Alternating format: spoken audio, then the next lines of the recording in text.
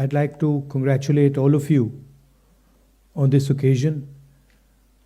We are getting a new headquarters.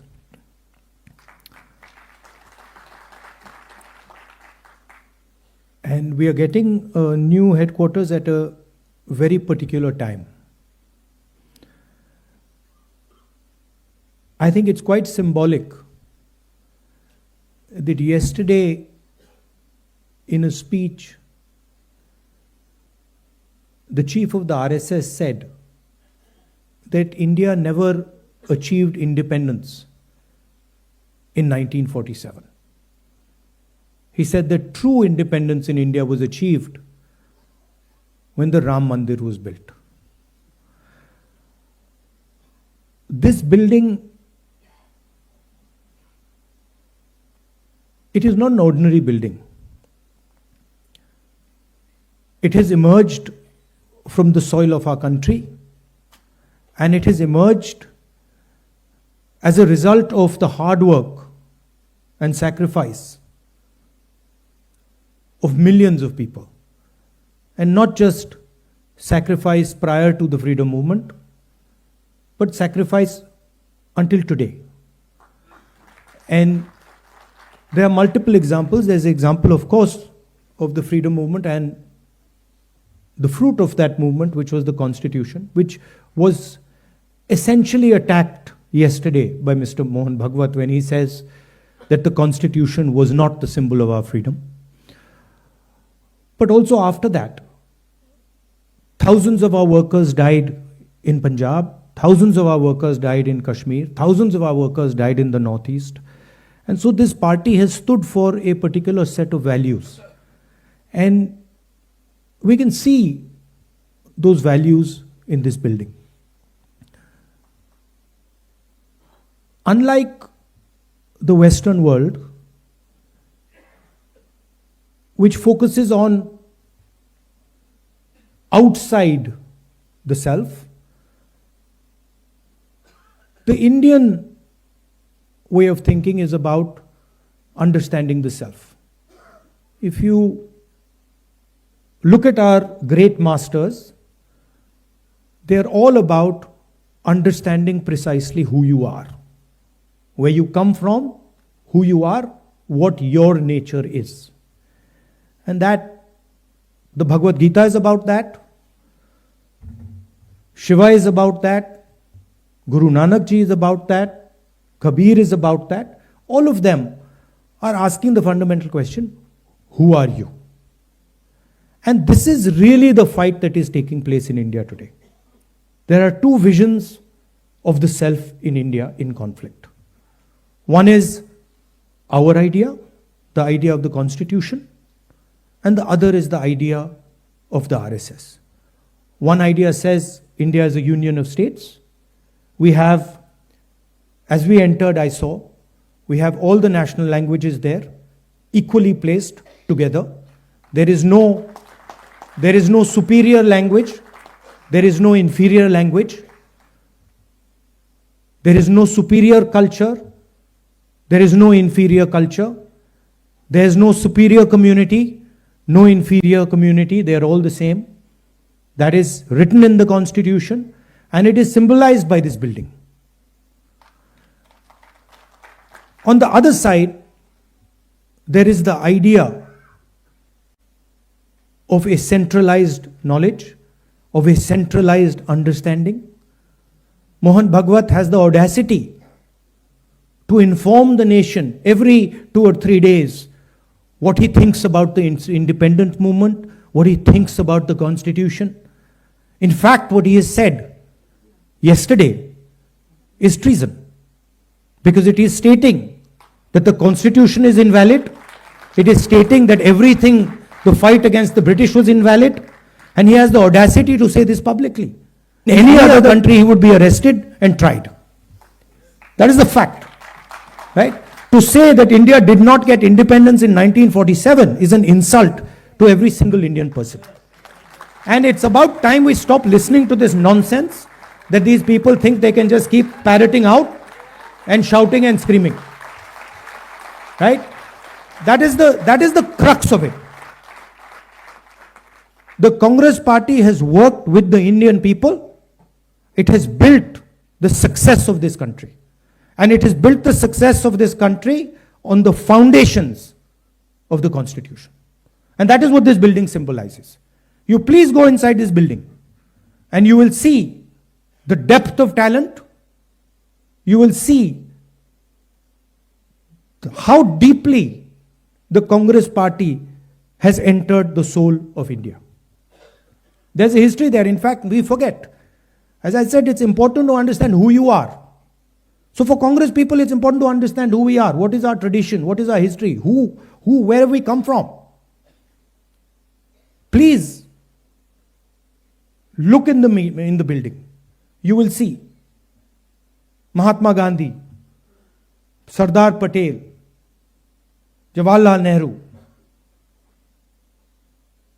And it doesn't stop there. Workers, chief ministers, governors, defense ministers, foreign ministers, all of them who served the constitution of our country, all of them who saluted the tricolor. Do not forget that. The people who are in power today do not salute the tricolor, do not believe in the national flag, do not believe in the constitution, and they have a completely different vision of India than we do. They want India to be run by a shady, hidden, secret society. They want India to be run by one man, and they want to crush the voice of this country. They want to crush the voice of the Dalits.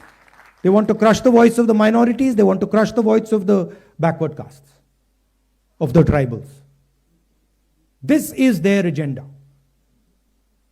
And I would also like to say clearly that there is no other party in this country that can stop them. And you will see, the only party that can stop them is the Congress party. And there is a reason for it. The reason is that we are an ideological party. And our ideology does not emerge yesterday. Our ideology, like the RSS ideology, is thousands of years old, and it has been fighting the RSS ideology for thousands of years. We have our symbols. We have Shiva. We have Buddha. We have Guru Nanak. We have Kabir. We have Mahatma Gandhi. We have our symbols. And these are all the symbols who have shown the correct path to this country. Please name one symbol of the RSS ideology that is revered in India today. Name one symbol. Was Guru Nanak from the RSS ideology? Was Buddha from the RSS ideology? Was Krishna Bhagwan from the RSS ideology? Not a single one. Because every single one of these people fought for equality, fought for brotherhood, fought for affection. And so the last thing I would like to say is that this building has emerged from the blood of Congress people. And not just Mahatma Gandhi, Jawaharlal Nehru, Patel ji, not just these people.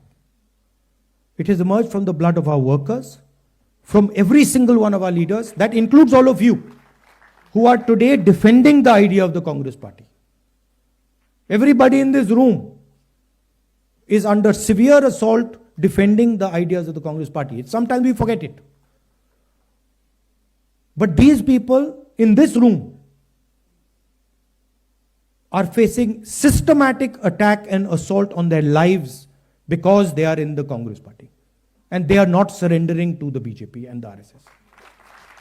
And in the same way, thousands of workers are there But there are also thousands of people who believe, millions of people who believe in the Congress ideology. They're sitting outside the Congress. And that is why, the same way this building has emerged from the soil of our country, from the blood of our leaders, from the blood of our workers, this building, the idea behind this building must also reach the corners of our country. That is the duty of this building. That it does not just remain a building, that the ideas that are inside this building reach the corners of our country. Reach Tamil Nadu, Kashmir, Northeast, Gujarat, Andaman, Lakshadweep, every corner of our country.